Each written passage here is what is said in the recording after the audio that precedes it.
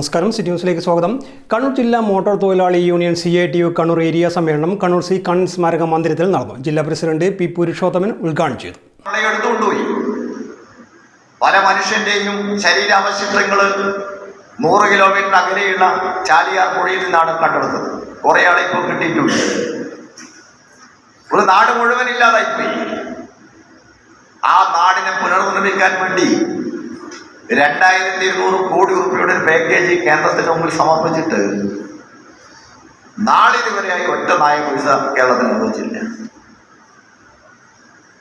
അപ്പൊ അവസാനം കഴിഞ്ഞ മാസം ഫെബ്രുവരി 15-ന് 592 കോടി രൂപയോ വായ്പ തരാന്ന് പറഞ്ഞു.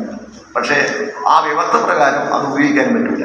എന്താ വ്യവസ്ഥ എന്ന് പറഞ്ഞാൽ ഫെബ്രുവരി 15-ന് അനുവദിക്കുന്നത്, മാർച്ച് 30 മുൻപേ അത് തീർക്കണം. നഗരത്തിലെ ശ്രീ മുനീശ്വരൻ കോവിലിന് മുൻവശത്തെ റെയിൽവേ മേൽപ്പാലം എത്രയും പെട്ടെന്ന് പണി പൂർത്തിയാക്കി ജനങ്ങൾക്ക് തുറന്നു കൊടുക്കണമെന്ന് സമ്മേളനം ആവശ്യപ്പെട്ടു. ഉദ്ഘാടന ചടങ്ങിൽ ഏരിയ പ്രസിഡന്റ് പി മഹേഷ് അധ്യക്ഷത വഹിച്ചു. VK Baburaj, Kadan Balakrishnan, A Chandran, AK Siddique, കൊല്ലൻ Mohanan തുടങ്ങിയവർ സംസാരിച്ചു. News desk, city news.